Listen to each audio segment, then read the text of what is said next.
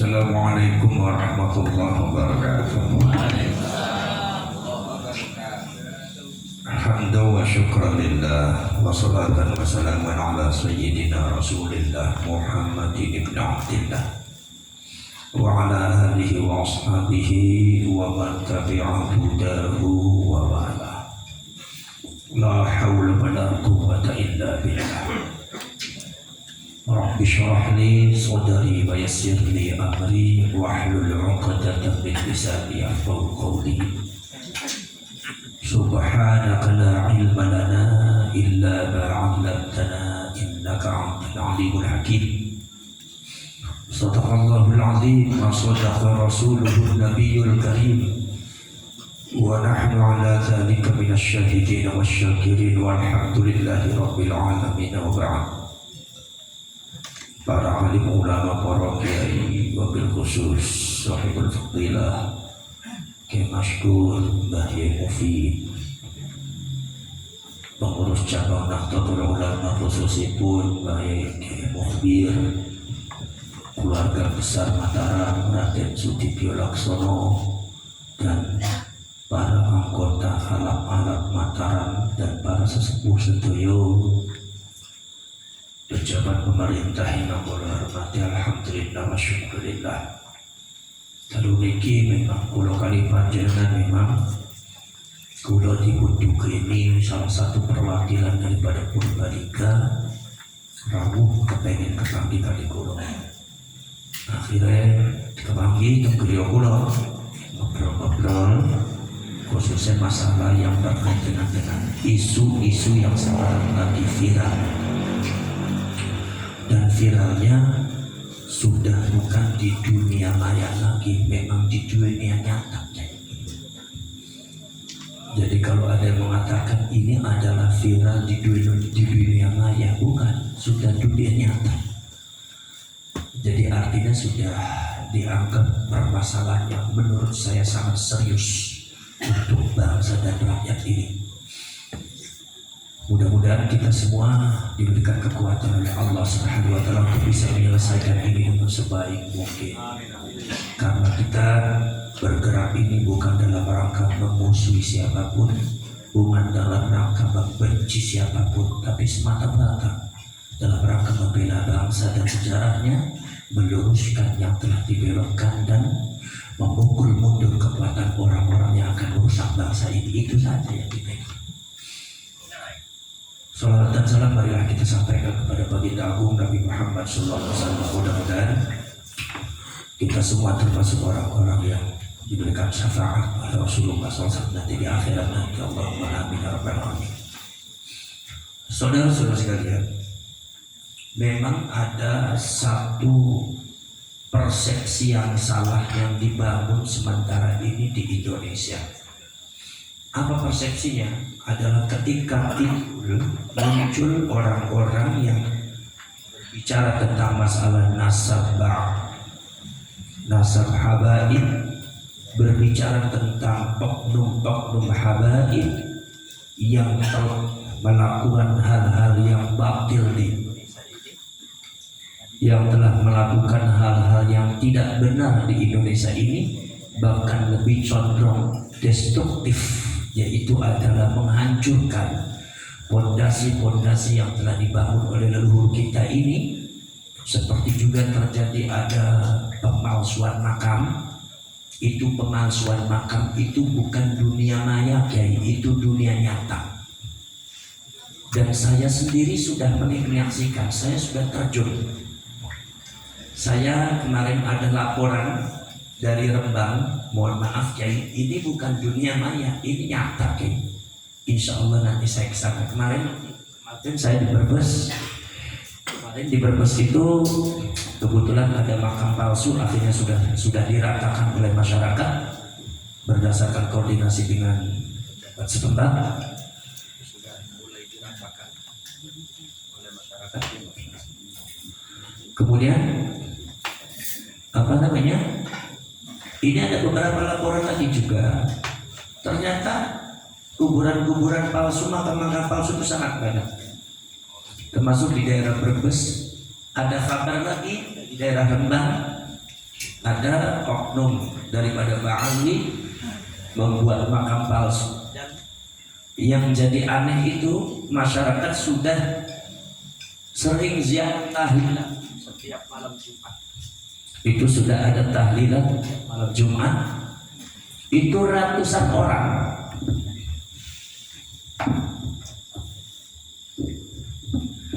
Itu yang datang sudah ratusan orang kayak di situ. Itu masyarakat setempat dan para sesepuhnya ngadu sama kiainya ngadu sama saya. Itu makam itu dibuat oleh oknum Habib, dan itu sebetulnya bukan gundukannya, itu bukan makam, tapi itu adalah pembuangan kotoran sapi. Ini mohon maaf Kiai, ini bukan dunia maya. Ini laporan langsung nyata dan saya diberikan fotonya. Seperti halnya di Brebes juga diberikan fotonya makam palsu. Jadi yang pertama kali kita kita bangun bahwasanya ini sudah bukan fitnah di dunia maya lagi. Ini sudah dunia nyata. Kita ini sudah menghadapi satu orang lawan yang nyata, bukan maya lagi, nyata. Kalau kita menganggap maya itu salah, itu sebuah kemunduran bagi saya ini. Saudara-saudara sekalian, cuma ada framing yang dibangun ketika kita itu menangani persoalan kebangsaan dalam rangka membela bangsa, leluhur dan sejarahnya. Ya, cuma kebenaran ini dilakukan oleh oknum-oknum Ba'ali, ya kan? Kebetulan juga beberapa oknum Ba'ali itu sudah ada yang jadi orang besar dan sudah ada yang jadi kiai sehingga kalian itu jadi muridnya. Ini akhirnya di framingnya apa? Di framingnya kita ini dianggap ekstrim. Kita ini dianggap ekstrim. Itu persis pada waktu zamannya Belanda. Belanda itu memframing daripada kegiatan-kegiatan yang dilakukan oleh para ulama, para kiai di dalam rangka merebut kembali tanah air dan bangsa Indonesia, itu di framingnya sebagai para ekstremis. Dianggapnya ekstrim, dianggapnya pemberontak. Itu berdasarkan apa? Berdasarkan fatwa daripada mufti Belanda, yaitu adalah Habib Utsman bin Yahya, yang mengatakan bahwasanya perjuangan orang-orang Indonesia dianggap batil dan itu dianggapnya bukan pemberontakan dan itu kesesatan. Maka akhirnya Belanda memframingnya adalah para ekstremis. Lah, sama juga dengan kita ini. Ini kita juga menghadapi satu hal yang sama, di mana saudara Indonesia sudah dikaburkan, di mana makam-makam sudah dipalsukan, dan itu bukan dunia maya, ini nyata. Saya sering sekali, saya sekarang sedang berjuang dengan Raden Sudibjo ini dengan alat-alat Mataram. Untuk datang kemari, Raden Sudibjo ini sangat luar biasa. Datang kemari, paling sibuk beliau itu. Meluangkan waktunya tiap hari, tiap malam, jam 3 malam masih ada di tengah-tengah kuburan, di dalam rangka meluruskan sejarah yang telah dibengkokkan. Dari mulai Sumodiningrat, bagaimana mungkin Sumodiningrat, KRT Sumodiningrat itu dianggap sebagai Habib Hasan bin Thaha bin Yahya. Kemudian juga di mana seluruh kekancingan yang ada di keraton itu, yang namanya KRT Sumodiningrat mengatakan bahwa itu adalah makamnya ada di Jejeran dan sudah masih ada juru kuncinya dan sejarahnya masih tercatat. Tapi ada beberapa oknum Ba'ali itu merubah dengan seenaknya bahwasanya Sumodiningrat ini adalah Habib Hasan bin Thaha bin Yahya, makam yang ada di Jejeran itu adalah makamnya Ahmad bin Thaha, jadi saudaranya Habib Hasan. Ini kan kacau, Pak. Sekarang saya tanya, ini yang ekstrim mana? Ini yang ekstrim mana? Kalau Anda itu menganggap kita itu ekstrim, saya tanya, ini pembelokan sejarah yang sangat tidak dibenarkan, dan itu bisa dianggap sebagai sebuah kejahatan sejarah. Itu sebuah kejahatan. Sudahlah, KRT Sumodiningrat itu makamnya dibelokkan ada di Semarang. Sudahlah, kemudian makam yang di Jejeran asli KRT Sumodiningrat dibelokkan kepada Habib Ahmad bin Thaha. Saudara-saudara, sekarang Allah sudah membuka semuanya. Membuka semuanya. Kalau saya memahami secara pribadi bahwasanya di zaman akhir ini, di zaman akhir nanti, itu akan suatu rekayasa Yahudi atau makar semua akan terbuka. Saya pertama membaca itu bagaimana kitab Talmud terbuka, bagaimana kitab Taurat dan Injil itu sekarang perubahan lafaz-lafaz yang dirubah itu sudah mulai terbuka. Masyarakat Eropa dan Amerika sudah mulai mengerti dan memahami, bahkan yang aslinya bagaimana sudah mulai ditemukan, sehingga banyak mereka secara sukarelawan, secara sukarela masuk Islam. Jadi mereka masuk Islam bukan karena orang Islam. Mereka mengatakan kalau saya masuk Islam melihatnya orang Islam, tidak jadi masuk Islam karena orang Islamnya perang terus. Tapi saya masuk Islam karena saya melihat ajaran saya dari Taurat dan Injil. Ini Injil, kalimat-kalimat itu sudah banyak orang-orang pintar sekarang. Dari bahasa Ibraninya, bahasa Suryaninya diungkap, ternyata Injil itu mengalami satu perubahan yang sangat luar biasa. Di antaranya kata Tuhan diganti Tuhan. Padahal itu hanya beda hak. Ternyata itu di dalam tulisan aslinya di Ibrani, di Suryani itu enggak seperti itu. Bukan tegar, tapi the Lord. Lord itu adalah Tuhan, bukan Tuhan. Tapi kenapa diterjemahkan dalam bahasa Inggris tegar Tuhan? Ini masyarakat sudah tahu, sehingga kita semua itu bisa melihat bagaimana perkembangan Islam ada di Eropa, bagaimana perkembangan Islam secara mendadak ada di Amerika. Itu kenapa Allah ini sedang idhar, sedang membuka semua borok-boroknya orang Yahudi, yaitu dalam rangka membelokkan sejarah yang ada pada Taurat dan Talmud, termasuk juga sejarah pembelokan terhadap agamanya Nabi Isa, yaitu adalah Injil. Termasuk juga Allah Subhanahu wa taala sekarang sudah membuka bagaimana itu Palestina, bagaimana itu Zionis, siapa itu Judaism dan siapa itu Banu Israel. Bahwasanya saudara-saudara sekalian, di samping tadi kata Kiai juga betul apa yang dikatakan tadi, bahwasanya di Palestina saja belum selesai. Nah begitu juga kita memahami Israel bagaimana. Apakah seluruh Bani Israel itu setuju terhadap pencaplokan Palestina? Oh tidak. Ini harus dipahami. Siapakah itu yang ingin mencaplok Palestina? Itu ternyata bukan Judaism, bukan Yahudi yang disebut Bani Israel, tapi mereka kelompok-kelompok di luar Judaism yang mengklaim dirinya Yahudi dan mencaplok nama Israel. Sebetulnya mereka menyebut dirinya dengan Zionis. Ini Zionis. Makanya kita jangan aneh kalau seumpama kita ke Palestina, orang Judaism yang belajar Taurat tidak setuju terhadap pencaplokan Palestina. Bahkan mereka mengatakan kembalikan Tel Aviv kepada Palestina, kembalikan tanah Palestina kepada masyarakat, dan kami tidak setuju. Judaism pada Banu Israel. Banu Israel itu kan Nabi Yakub. Isra Abdul Allah, Israel Abdullah. Kenapa Nabi Yakub disebut Israel? Karena Nabi Yakub ketika berkenalan bilang, mengatakan saya adalah Israel, ayah Abdullah. Jadi ini ada keturunan Israel, ada Judaism. Judaism adalah orang-orang yang memahami agama-agama Allah dari Taurat, walaupun Taurat itu dirubah. Ada lagi orang yang mengklaim dirinya Yahudi, yang disebut oleh para sejarawan adalah Yahudi Hazari. Yahudi Hazari inilah yang menurunkan di antaranya Yahudi Askenazi, dan Yahudi Askenazi yang Hazari ini sudah ditetapkan oleh para pakar genetika. Jadi kalau Anda protes sama pakar genetika. Kami bukan pakar genetik, tapi mereka yang memahami bagaimana tentang haplogrum, bagaimana perjalanan kromosom itu mereka sangat pakar. Dan bahwasanya kesimpulannya apa? Kesimpulannya adalah kaum Ba'ali itu adalah genetikanya adalah Askenazi dari Hazari. Hazari ini Yahudi tapi bukan dari Nabi Ibrahim, Abraham, bukan. Memang kalau seumpama cerita Hazari ini memang agak unik. Uniknya bagaimana? Kalau seumpama kita di dalam Al-Quran, "Falima taqtuluna anbiya Allah in kuntum mu'minin."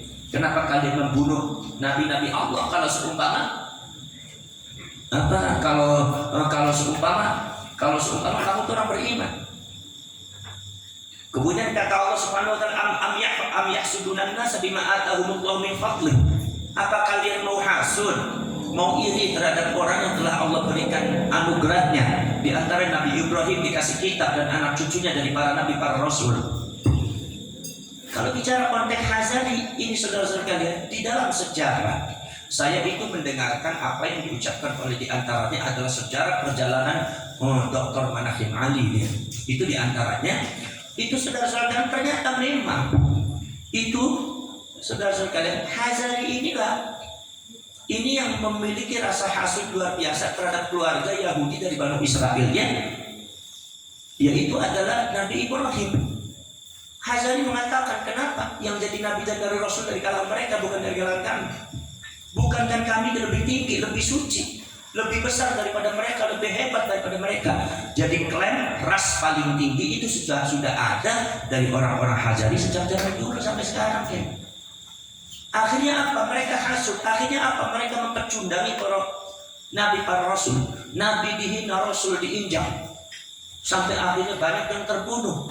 Ada beberapa orang Yahudi itu membunuh para nabi. Sehari itu 90 nabi dibunuh dari berbagai macam tempat. Subhanallah. Nabi Yesaya juga subhanallah. Nabi Yesaya itu antara Nabi Yahya dengan Nabi Sulaiman ya. Itu saudara-saudara kalian, begitu ngumpet di pohon itu masuk dalam pohon karena kainnya itu kelihatan, dikejar-kejar oleh kaum Yahudi Hazari. Itu akhirnya digergaji. Nabi Yesaya terbelah menjadi dua. Lalu kita mengingatkan bahwa karakteristik mereka itu seperti itu. Jangan anggap bahwa kita itu adalah orang ekstrim, karena itu adalah perjalanan sejarah. Apa yang disebut oleh Allah, fa'tabiru ya ulil albab. Ambillah pelajaran dari perjalanan fasiru fil ardh fanzuru kaifa kana aqibatul mukadzibin. Bagaimana sih kalau kalian berjalan di mana di muka bumi, silakan pelajari sejarah. Itu bagaimana tuh keadaan seperti itu. Saudara-saudara kalian, ini Hazari ini termasuk yang membelokkan daripada kerjasama dengan beberapa raja Damaskus dan orang-orang Roma membunuh Nabi Isa juga, yang juga Hazari juga. Yang membelokkan sejarah juga sama.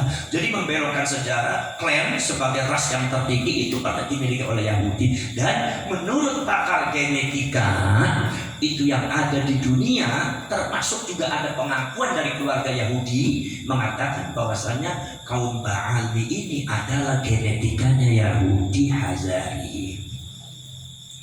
Kalau sumpah kita bicara ini, jangan dianggap kita itu ekstrim kepada hampir.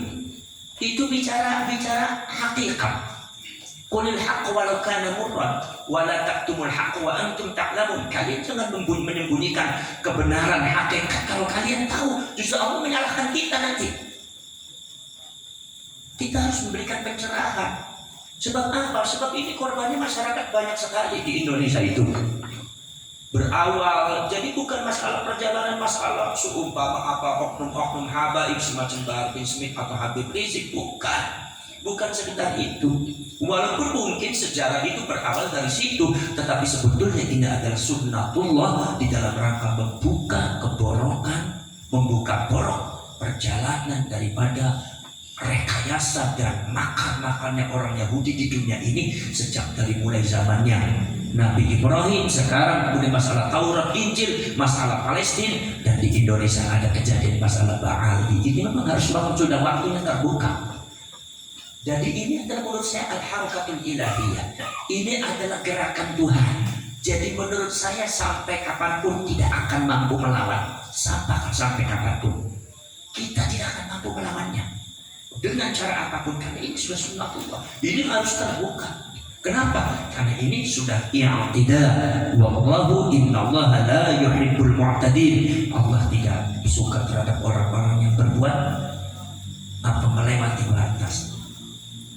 Jadi saudara-saudara kalian, apalagi apa yang dilakukan oleh oknum Ba'ali ini, walaupun itu bukan jadi landasan kita di dalam rangka mengklaim bahwa Ba'ali itu adalah bukan keturunan Rasul, itu alasannya bukan karena perlakuan oknum, bukan. Jadi seolah-olah kalau seumpama alasannya kelakuan oknum, seolah-olah kenapa oknum yang satu yang salah kok dihukumi semua rata, kan seperti itu. Ada lagi seumpama, kenapa kok yang satu yang salah kok yang lain dikena semua? Kalian mengenal itu bukan itu. Landasannya bukan itu, tetapi itu adalah hikmah saja. Ada di dalam usul itu ada sebab dan hikmah. Ini hikmah saja. Bahwa hikmahnya pembahasan tentang masalah nasab ini adalah di antaranya ada beberapa oknum habaib yang telah ditampakkan oleh Allah Subhanahu wa taala di mata kita.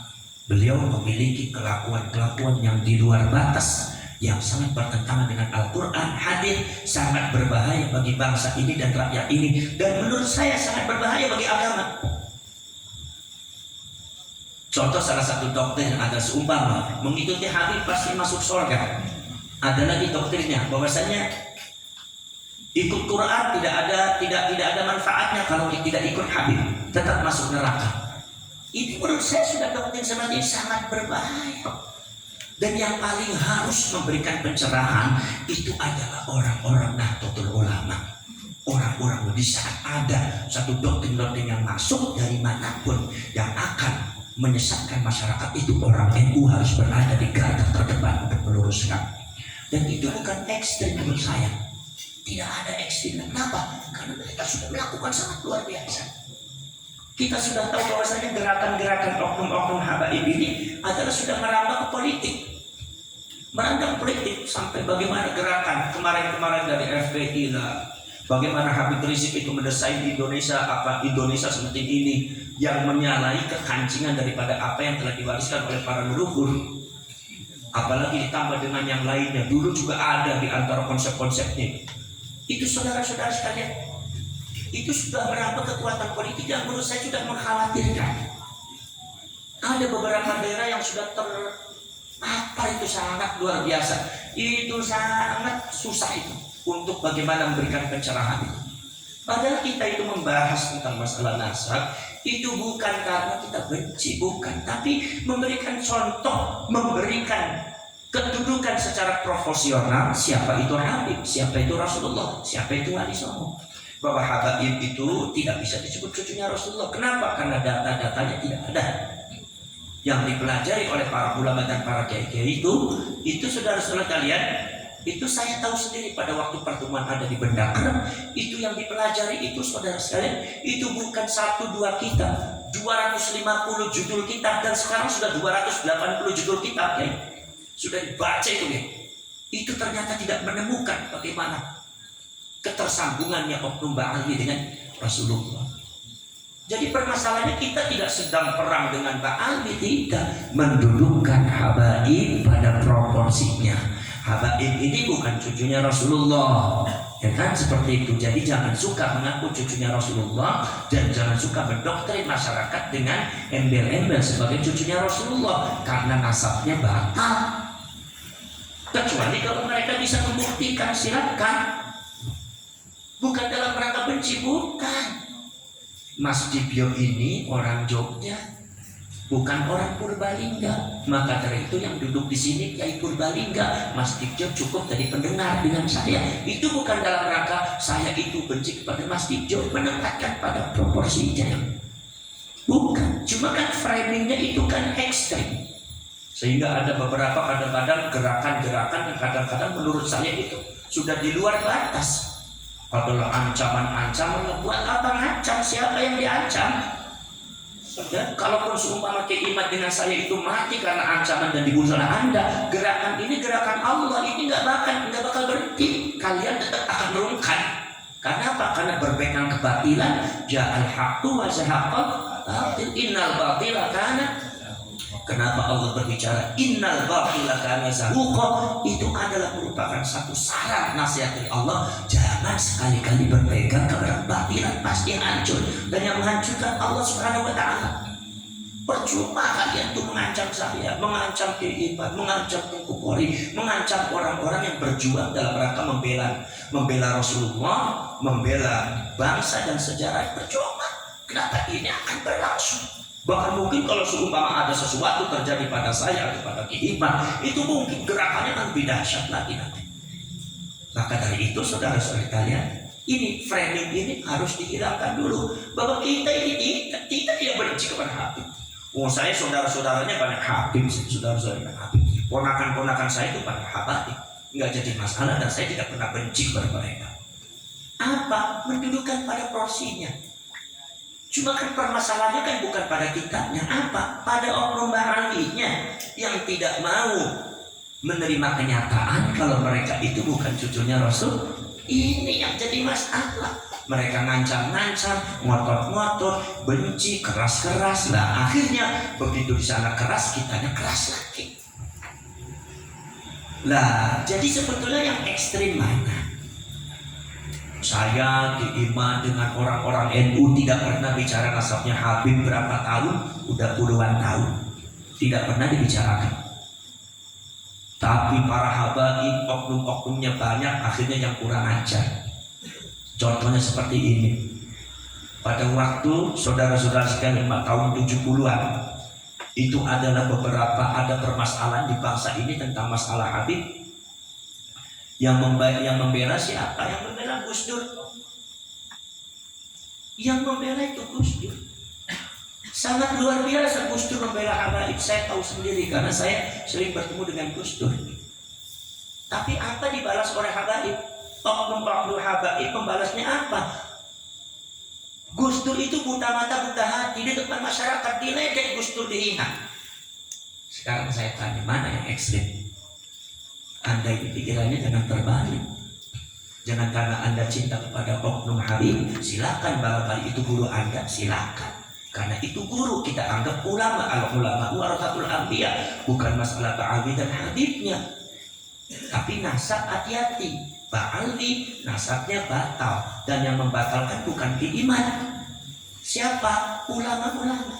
Sebelum keiman sudah banyak. Imam Fakhruddin Ar-Razi, termasuk juga Maqabatul Ashraf yang ada di Mesir, yang ada di Jordan, itu Maqabatul Ashraf internasional, itu semuanya membatalkan ibtalun nasab li ali Ba'alwi. Sudah ada di Mesir itu, di antaranya adalah ketua nakibnya yaitu Imam Syarif Audah Al-Hasani mengatakan ibtalun nasab li ali Ba'alwi, mengeluarkan surat keputusan membatalkan nasabnya Ba'alwi. Jadi ini bukan urusan saya, bukan urusan keiman.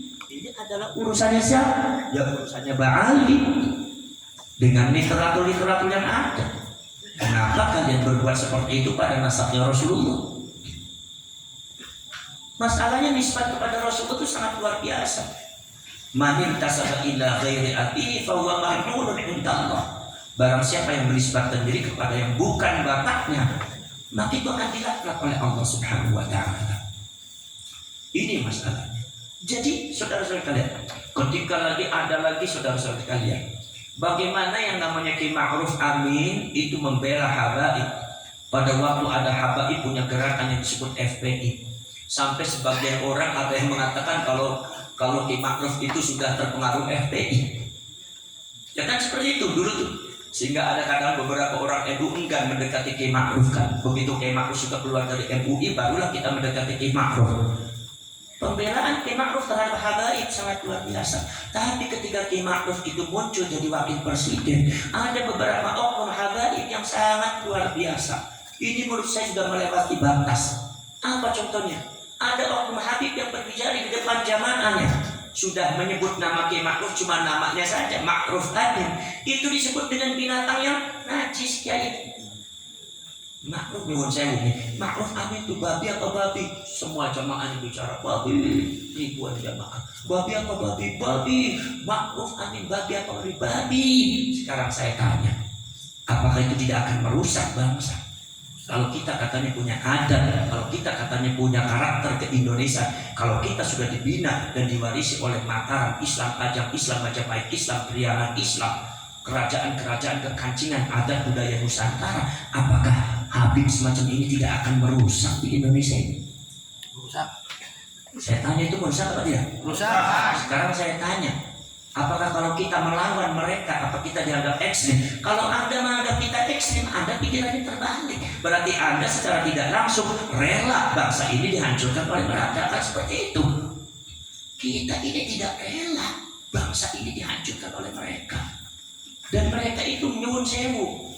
Ini sudah terbaca bahwasanya mereka itu bukan gerakan sembarangan. Ini sudah sistematis dan terorganisir. Kita sudah melacak, bahkan kita sudah kerjasama dengan beberapa anggota BIN. Saudara-saudara yang itu.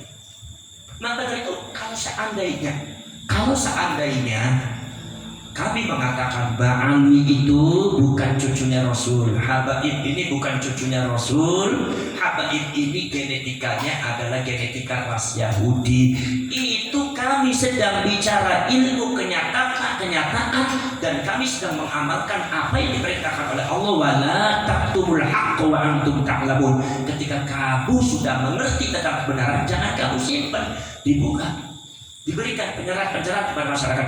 Kitmanul ilmi man katama ilman aljabahullah ta'ala bilijami minan nar. Barang siapa yang menyimpan ilmu pengetahuan sehingga masyarakat tetap akan dalam kesesatan, masyarakat tetap akan berada di dalam kesesatan, maka kita diajak oleh Allah, akan digandeng oleh Allah dengan sesuatu, akan dirakit oleh Allah dengan rantai dari api neraka. Itu sangat tidak boleh. Kita tidak sedang benci, tapi kita bicara mereka. Ini ilmiah. Kita bukan sekedar hanya ecek-ecek biasa atau seumpama kaleng-kaleng. Bukan, ini ilmiah. Manuskrip sudah dibuka. Dan ini sudah kami berhubungannya dengan yang ada di Mesir, yang ada di Jordan, yang ada di Pakistan. Kami sudah ke sana dan kami selalu berhubungan. Dan itu memang semua mengatakan itu batal.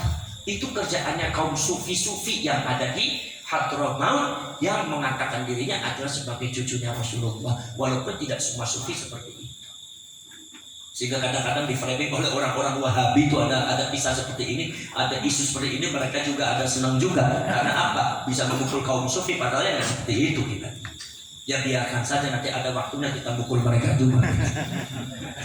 Ini ngurusi Ba'alwi dulu lah supaya sadar. Jadi artinya begini, artinya kalau seumpama Ba'alwi itu mengakui, ya kami secara manuskrip dan data memang kami bukan cucunya Rasulullah, kami akan menjadi manusia biasa.